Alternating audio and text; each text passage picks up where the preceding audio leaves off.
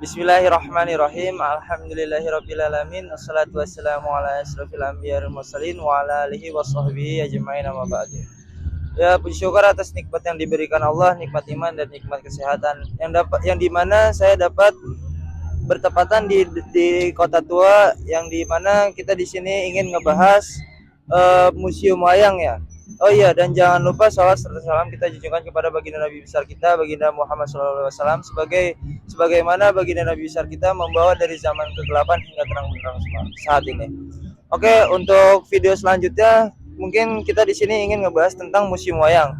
Kita di sini ingin mencari tahu apa aja sih yang ada di dalam museum wayang. Apakah wayang-wayang di sana lengkap? Apakah wayang-wayang di sana itu khusus di Jawa aja? Dan kita di sini menekankan bahwasannya di sini saya ingin mencari wayang-wayang yang ada yang bersangkutan dengan wayang-wayang Betawi. Oke, mari kita bahas. Cekidot. Oke, yang selanjutnya kita bahas ke dalam video, yaitu di sini saya ingin ngebahas tentang wayang kulit Betawi. Nah, di sini ada wayang kulit Betawi. Wayang kulit Betawi merupakan pertunjukan wayang yang menggunakan bahasa Betawi. Walaupun menggunakan epik Mahabharata dan Ramayana, tetapi beberapa yang rangkaian ceritanya sesuai dengan apa yang ada di cerita Betawi. Nah, di sini yang kita lihat, di sini ada 1, 2, 3, 4, 5. Di sini ada 5 ciri khas yang ada di kulit Betawi, wayang kulit Betawi terutama. Oke, selanjutnya kita di sini ngebahas tentang jampang wayang golek. Nah, di sini yang kita ketahui ya, di sini juga Jampang ini sebagai pahlawan ya, pahlawan pada masanya. Di sini dia melawan koloni-koloni Belanda yang pada saat itu. Dan dia juga menindas para koloni dan juga membela kaum-kaum yang lemah. Oke. Selanjutnya sini. Nah, di sini selanjutnya kita ngebahas tentang pitung. Nah, kita pasti sebagai warga Jakarta, sebagai yang tinggal di daerah Jakarta, tidak asing lagi ya sama yang namanya pitung. Nah, kisah pitung ini melawan penjajah dimulai pada masa penjajahan Belanda di Indonesia. Si pitung melawan rakyat dari Betawi menjadi ikon pahlawan terhadap kezoliman. Seperti sama aja sama si Jampang. Di sini perjuangannya si Pitung juga sama. Dia itu melawan koloni-koloni Belanda pada zamannya. Di sini dia yang kita ketahui dari cerita rakyat ya, yang dimana si Pitung ini tahan akan kebal tembak senjata mungkin gitu. Oke, selanjutnya kita ngebahas sini. Si Manis Jembatan Ancol. Nah, di sini udah sebagai warga Jakarta yang tadi saya bilang sebelumnya, udah nggak asing lagi sama Si Manis Jembatan Ancol. Dikarenakan cerita Si Manis Jembatan itu salah satu legenda urban di daerah Jakarta. Bermula dari sosok Si Manis yang konon muncul di Jembatan Ancol dan kerap menanggapi orang-orang yang terutama laki-laki. Nah, di sini gimana ceritanya itu si Manis Jembatan Ancol ini kayak menggoda yang ada laki-laki di daerah Ancol ya. Mungkin ini cerita legendarisnya. Oke, selanjutnya kita bahas ke sini.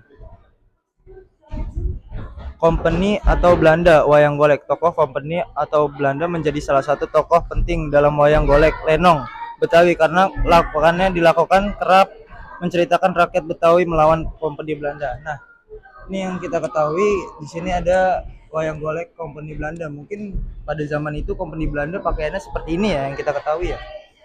Yang kita lihat di sini ya, di sini ini adalah penjajah kita dulu nih, yang diberantas oleh si Jampang dan si Pitung. Oke, teman-teman, terima kasih sudah mendengarkan pembahasan saya tentang wayang golek Betawi, cerita si Pitung, si Jampang, si Manis Jembatan Ancol, dan Company Belanda. Untuk selanjutnya kita bahas selanjutnya. Oke, selanjutnya kita bahas di sini saya ingin ngebahas tentang wayang golek lenong Betawi. Wayang ini merupakan gambaran masyarakat Betawi pada masa dulu ketika melawan penjajah.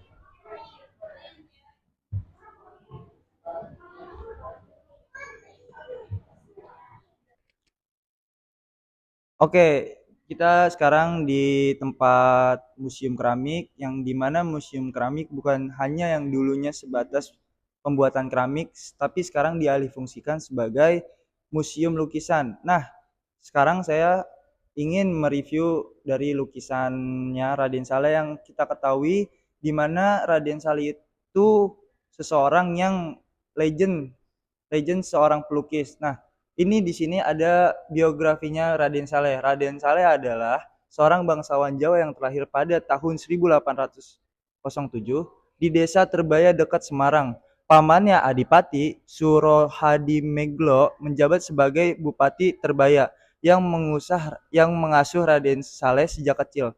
Raden Saleh disebut sebagai perintis seni lukis modern Indonesia berawal dari tahun 1822 ketika beliau sebagai pelukis pribumi permata yang terdapat pendidikan melukis dari seorang pelukis keturunan Belgia berkembang Belanda yaitu A.A.J. Payen dan kemudian menjadi pendidik melukis ke Belanda, Jerman, dan beberapa negara Eropa lainnya. Raden Saleh kembali ke Batavia ke Indonesia tahun 1852 dan terus melukis hingga wafat tahun 1880 dan dimakamkan di Bogor. Oke, yang tadi saya sudah jelaskan biografi dari Raden Saleh. Nah, di sini ada lukisannya Raden Saleh, yaitu Gunung Merapi meletus di malam hari tahun 1860.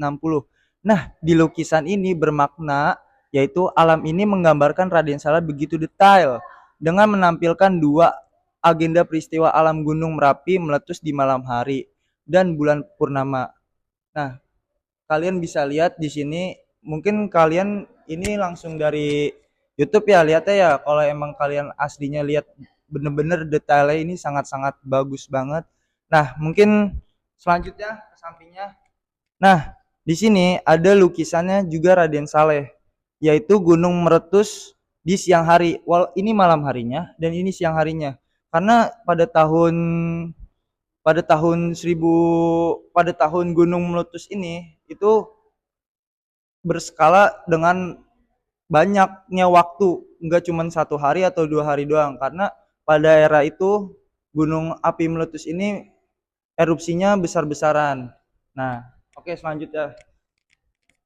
Nah, ini yang sangat terkenal dari lukisan Raden Saleh, yaitu lukisan perkelahian dengan singa, di mana lukisan ini benar-benar dulunya itu punya makna yang penting, yaitu maknanya itu eh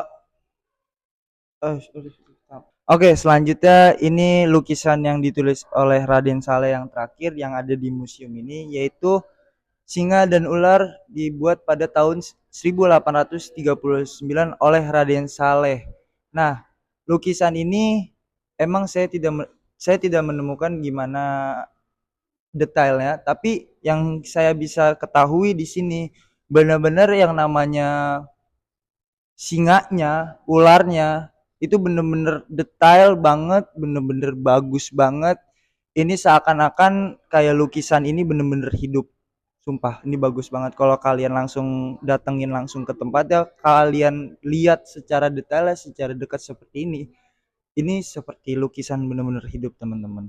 Oke, untuk selanjutnya pembahasan lukisan Raden Saleh cukup sekian, dan kita selanjutnya ke lukisan-lukisan atau tempat-tempat berikutnya. Terima kasih.